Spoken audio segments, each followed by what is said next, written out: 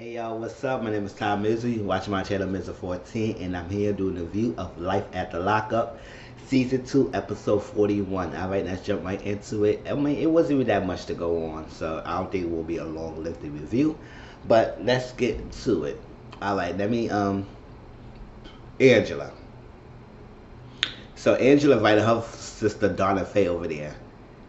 Angela told Donna Faye everything what happened, and Donna Faye said, I told you so. I told you so. You should not be doing it. I told you to kick him out. I told you it will break your heart again. You didn't want to listen to me. He said, yeah. And just like everything, I just feel so hurt because he had cheated on me and all that stuff with the prostitutes in the house and everything, and then just doing stuff for favors, and I just can't take it anymore, so I kick him out and all that stuff. So she said, her house is his parole house, so he has to be there in some way, shape, or form. But Donna Faye said, you gotta do it. She said, well, I didn't tell you something I didn't tell you. So she said, what? I told you he proposed to me. And Donna said, let me guess, you said yes. She said, yes. I said yes. I said, Donna Faye said, if you're so educated, you over here dumb. I said, hey. But that is how it is sometimes. Like, very high educated women fall for the stupidest and dumbest action from these men. Like, these men is like putting them through the ringer, and they fall for this stuff. And they can be smart. So she said, I don't know, all the stuff. I still love him and stuff, but I can't take this. I can't take the hurt anymore. I can't take the disrespect. I can't take all this. So I just can't. I can't. So she said, well, you got this time put your foot down. Put your foot down and let me know this is you not to want to mess with. So Tony coming back thing. And she burning her stuff, still burning stuff. I said, damn, Angela, are you waiting to exhale all the time? Like, what is going on? You burning her stuff? So he come and he said, that's my stuff. She said, yeah. And he said, you gotta take me back, and so like that. She eventually was saying she had to take him back no matter what. I said, no, she don't have to take you back. She could call your parole officer saying that you don't live here anymore. Hey, this is not your address, so you gotta find another address. He said, well, I'm gonna go. You better go to the Miss Brandy, who was ready to take you over there. She was ready. She said yes automatically last week when Miss freaking Angela called her. She said, hello, Tony about to get kicked out of my house. He don't got nowhere to go. Can he stay with you? She said, yeah. So, where's Miss Brandy? You better go to Miss Brandy. So, Angela said, I just can't take it anymore. I can't take it anymore with you. I can't do all this stuff. And I just gotta let you go. This is my house. This is my house, and you gotta stay in here. So you gotta get your stuff. You gotta go. You gotta go. I can't with all this stuff. And I don't know if I want to stay with you. I don't know. I want to take you back on outside. I don't know and all that stuff. But I know you gotta get out of here. And he said he gonna work with her. He needs to work to get Angela back. I said, okay, Tony, you do what you gotta do to try and get Angela back. But at the end of the day, you still gonna be you. You're not changing. You is not changing. You is 30-something or 40-something years old. You is not changing what you are. You gonna keep conning Angela and try and make a fool out of her because you know she gonna keep taking you back, and that's what he banking on. So he put on heavy. He said, I don't know where to go. I don't know what. She said, I don't know what to tell you, but you better go somewhere. I said, you better tell him. And he begging. He begging. I said, stop begging, Tony. She said, I'm just too hurt. I'm too hurt to be with you. I'm too hurt. I can't stand it. I said, oh yeah, you all hurt, girl. You went low like that. You went low to whisper. So I'm too hurt. She said, I'm too hurt. I like say it with me. I'm too hurt. That's what she said. All right. So Brittany and Marcelino. All right. So I don't understand that. Like, you really money crunch problems with y'all two, but you gonna have another baby, and then you got the attorney's fees from that freaking custody battle you going through, and then that fight you had cost like over $30,000, but you decided to have another baby with her when you know money is tight. And her situation, she's trying to get a job, but her having a felony and all that stuff like that, it's hard for her to get something. I don't know. I mean, it's not impossible for her to get something, but I will believe it will be harder for her to get something, especially where she's at, and don't have enough abundance of jobs out there for her to help with bills and stuff. Marcelino, he's a freaking poker player, and he making good money so far with poker, but poker is not a guaranteed thing. You're not guaranteed a paycheck every week. You you make good money, you good one time, then you can lose the money next time. So it's a gamble. So she was telling him, it's like, you maybe have to get something else. You gotta get a part time job. I think that's all that stuff. And he said, "Oh, it's not that easy. It's not hard." She said, "You the last one to tell me how hard it is. I know how it is. It's not that easy. You don't think I'm working outside, going to this job interviews with my family, and I can keep explaining to myself why I did this, what is all this, and get me a job all the time, and I'm pregnant, all that stuff. I do want to help us like that, but you got to do something. You got to at least get a part-time job to make sure you can get something to give, like at least a guaranteed check."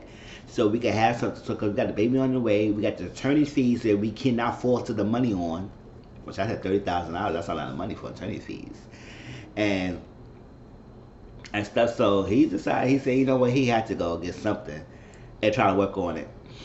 And so he had this interview with a recruiter at Pride Staff, and then he was telling his background about he was in the military. He was a model. He had some education background. He had a master's degree, all this. So I said, that's cool, that's cool.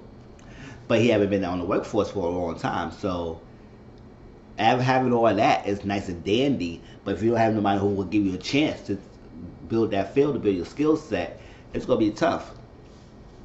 So he went to the interview and sitting down with the recruiter.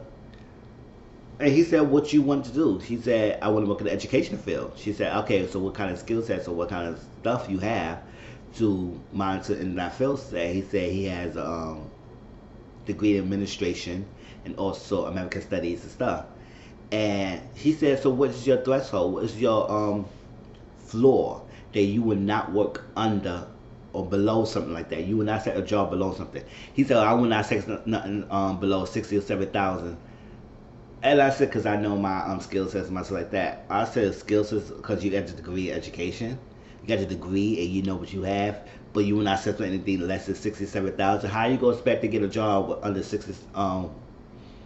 With a job at least 60,000 or more, well, you haven't been in the workforce for that long time. You don't have any skill set that lets you drive into it. You ain't no technology skill, no accounting, no booking, none of stuff. None of that stuff to finance, none of that stuff that will help you prepare yourself to do these type of jobs. But yet, you won't accept the job any less than 60,000. I would say, what? That is unrealistic. Why you couldn't say something like normal thing, like at least 40,000, 40, 45? That's stable. That's like a stable middle income bracket. But you went way up there, and you thought highly of yourself. All that stuff. So, and then he talked about being a poker player. So the recruiter started realizing, said, you really have a love for poker. So how will I hire you, invest my time, and give you a chance when you got a battle in between poker and stuff like that, and then you want to take a chance and say, you know what, you're going to give it up because you just want to do poker. I'm not taking that chance because that could be something, well, because you make good money in poker, at the same time, it's not always stable. So if I give you a chance and then all of a sudden you decide, you know what, I'm going to just do poker and just leave the job, that's like wasting their time and wasting your time. So you need to really sit down and see what you really want to do and then come back. But that recruiter say, I'm not letting you go. I'm not hiring you right now because you don't really know what you want. And you got to really focus and staple yourself and build the skill sets that you need to get the job. If you had to go computer classes a little bit, you had to do this a little bit. To learn something, you have a lot of time in your hand. If you're doing poker all the time, you still have time, so you could do something else to work on yourself. But you came on high expectations. Even our recruiter said you came really high expectation for something that you don't really have the skill sets for. So focus on what you want to do. And he called Brittany, and she said, how'd it go? He said, I think it went well. I'll call you. I'll tell you. I said, you a damn lie. That shit did not go well. I mean, you think it went well, but it is what it is. That recruiter told you in your face that you got to think about what you want. I like next. All right. Duckface Lacey and Shane. I call her Duckface because she got that lips, so I'm going to keep calling her Duckface Lacey. They moved to the new house. It's good. They had been rented for a while. Now it's good, and they start their own family. They start their life in a home ownership. I said, that's good, Lacey. That's good. Kids, her father brought the kids over. Shane showed the kids around on and stuff, and looking at the different things, that different bedrooms. Duckface Lacey said she gonna take the freaking closets, all the closets in the house and stuff like that, and where you gonna put his stuff at? I said, oh, okay. So Shane took the kids around to show the house. One little boy started crying. I said, why are you crying? Oh. And so she was telling about everything, and the father said, I want you to build a life. It's the only thing you can start all over, let all the things in the past be the past, and do what you got to do. But she did tell him about John. And he said, oh, well, you got to let him know, because if you keep him in the dark and this is going on, he going to be upset. And if the shoe was on the other foot, you will be burning up his place and stuff like that if you knew he was dealing with talking to somebody else. So you better let him know that something going on. So, like, that was that. And then later on, Lacey's phone was going off. She left the phone inside the house. The phone was going off. And he started seeing text messages between her and her best friend about John. He got pissed off. He came outside, told everybody, said, John's not going to be in our life. What's going on? You doing this, all this. And it's like, you doing this, and what coming on? You lying to me, you holding secrets like that. Let me know what's going on with stuff like that, because I won't marry you. All that stuff. He's out the picture. Let it go. And all that stuff, because you step at the wrong foot now. You stepping on the wrong foot. He's not going to be in our lives. And I said, and I'm the man for you. I said, okay, whatever. And she said, well, you got to stop talking to me like that. And you got to do this. You got to calm down. Neighbors outside. We just moved in the neighborhood. And I said, oh, okay. You speaking to somebody who's drinking. What's going on? He still had a cup in his freaking hand. Like, what the hell he was drinking? That Budweiser. I don't know what he was drinking, that blue can. But he was drinking. And he was all irate about that. But I just understand that he coming from. Like, listen, if you a John supposed to be over, you a John supposed to be over. I don't understand you want to be friends and all that stuff. I said, because after that, it is what it is. But y'all have bad blood, bad history. You moved on. You decided you want to be ashamed to let John be in John. He's a grown-up man. He can find somebody else. Let him move forward. Move on with his life. You need to move on with your life. You got a husband now. You got to stick with your husband. So understand that he would be a little upset because you are still talking to John. There's no connection because I don't think the baby's his. I think she revealed that the baby's not his. So what's the connection for? She said, still my friend. I said, no friend. You still want a kind of piece of him. That's what. So she said, oh, you is too controlling. I don't like somebody who's too controlling. Well, you married a controlling guy, so you gotta deal with the cards you dealt with, alright? Alright, Andrea Lamar. Okay, I could tell I'm not gonna be like this Andrea lady. Even Lamar too. It's like this storyline is exhausting already. It's like, listen, they live in two different states. Lamar is free of parole. He don't have to be bound by the court systems.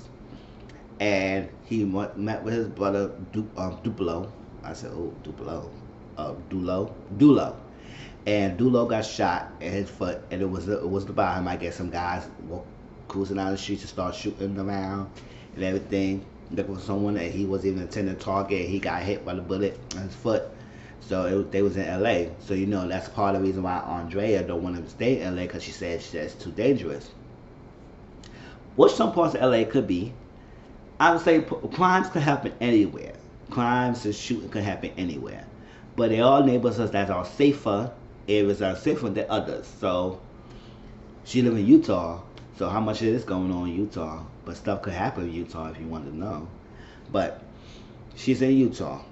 So he FaceTimed Andrea and she was like, okay, they start talking. They agree. Because she was like, oh, what's going on? And he said he want to come up there because he miss her. He would come up there to see her, the kids and everything.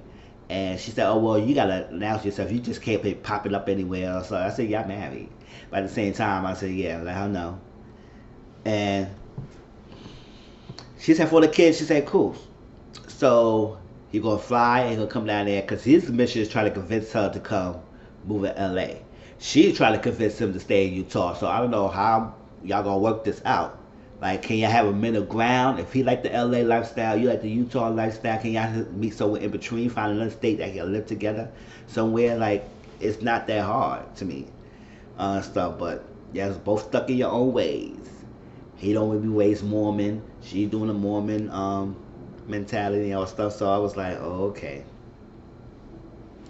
And she's still trying to figure out how she gonna tell Lamar that Priscilla, the youngest daughter, is his. So the other two kids is not his, because they do call him Lamar. They don't call him Dad. So I guess it is what it is. So while they're getting ready to go meet Lamar, Andre got the kids making posters and stuff like that. And that son, Tennyson, he was like, listen, what we doing this for? Like, what is this? All that stuff. So she asked Tennyson, well, when Lamar comes, can he sleep in your bed? He said, why? Y'all married. So why he can't sleep with you? He said, well, you coming to guest his house? I said, no. I said, Tennyson, I feel you the same way, boy. I said, why he needs to sleep in my room when y'all technically still married so he can sleep in the bed with you? But she don't want to have that happen. I said, girl, Andre, come on now. So they making posters and they going out to see him. In the airport, they waiting. She was getting upset. She said, I see, they got me coming down here. I'm going to be really upset. He's stealing us up, all that stuff. This flight said he landed a long time ago, and he's not even down here yet. After a while, he came down, and it was good. Showed the posters, all that stuff. They walked a little bit down. There was a bunch of Mormon boys about to go on their missionary, all that stuff, trip. And I guess her son might be part of it. I don't know. I don't see the son still with them, so I don't know what was that about. And she said, thank you for God for all your things, for changing the world and stuff. I said, do we need that scene? What was that for? Like, I really didn't understand what was the point in that. Just trying to show freaking Lamar that this is really good around here. I said, yeah, that was failed. That was a failed tactic because I didn't understand what the point was that for. And they was driving the car, and they was been talking about LA versus Utah. What's safer? What's better? What's the better life? Can you still here? Can you live there? Can crime happen there? I was like, listen, y'all two, get it together, and see what's gonna happen. But I want to wait to see how he react when he find out Priscilla is his. Okay. And the last is Michael, Megan, and Sarah. Michael go meet Megan's father. Cause the last time Megan's father seen him was through FaceTime, and he didn't get to see her face to face, and he doesn't know like the vibe that Michael's giving to her, what he's doing to his daughter. But his daughter needs to wake the F up and realize that Michael is no good. He is still cheating his lie. He's lying. He's still lying because on his way to you at the first episode, he was talking to another chick. So who was that chick he was talking to? So yes, he is still doing him, but he wanted to make it up. He want to make amends. He want to get everything out on the table. He only want to get out. He want to get out that kiss out the table. He want to explain anything else. He will not come clean. He said nothing else is going on. It just me and Megan. He getting divorced with Sarah. That's all he claiming, but he not mentioning about the other chicks he's dealing with. And Megan her head is so in the clouds. She said, "Oh, he got a potential. I believe him. I know he can do good and all that stuff like that." And the father was not here. He said, "It's okay. So what's your intention? What you trying to do?" I'm trying to make amends. He said, "What that means? Try to get everything out on the table, getting out of things open, and let it be." And the father told the daughter, he said, "Don't be dummy for him. Keep your eyes open. I don't trust him. Find something else," because he has 2 kids. He asked him if he had kids. He said he got 2 kids. He said, "What's the youngest one's 4 months." He don't know what's the final divorce date. I mean, she started the process, so I don't think we'll have the finalized divorce yet, but I guess he didn't get the paperwork yet, so he should have at least some paperwork. But I don't think he will know the finalized date yet if they still on the process, starting phase of the getting divorced. So I can get him that. He won't know that yet, father. Calm down. But he will at least have something in paper that's saying that, of course, that the papers be getting filed. The father believes that Megan's making a mistake. I believe so too, because she's gonna be dumb. He gonna keep watching because he said he got friends in correctional system and all stuff like that. He got thing, and I would take a bullet for her, and I would give out bullets too. I said, "Oh, I hear that, father. How about that? So, Mike, you better know what you're doing. You better come clean for everything. Better come clean. But it seems like no matter how much he come clean, it make it seem like she's still not going anywhere. I was like, I don't know. He don't look all that great. I was like, oh. So Sarah, all right, Sarah, I don't know. All right, Sarah paid a phone bill and saying that she checked the phone bills and the bank statements saying that he getting cash apps, withdrawals and stuff like that from different females from different states, Bavia, all this other stuff, all coincidence, from Georgia, from other states. He getting the cash apps things, and the phone bills is the same phone bills from different other states too. So if it's not just me, who else is doing that? Because I paid the phone bill for only you to talk to the daughters, and you don't even call us, you don't even answer your phones like that. So that stuff. So this is craziness. He don't be coming around. That's gonna start the divorce proceeding because he don't do anything for us, and I shouldn't have to be reaching out to him and begging him to come take care of his kids. I say you shouldn't have begging him. So that's why I gotta cut the phone or the car insurance, the health insurance. I say you got all that for him. Girl, you doing way too much. But I guess I was married, so you fall for the married guy. No, fall for a guy you thought you fell in love with, But she says she gotta do to move on and get Michael out of her life. I mean, the only way they still bound connected is the two girls. But if he don't do much for them, so how much is connected to the kids anyway? But that was life after lockup. It wasn't even that much this episode. So please like, comment, subscribe to my channel. Tell me how y'all feel, and I'll talk to y'all next week. All right, peace.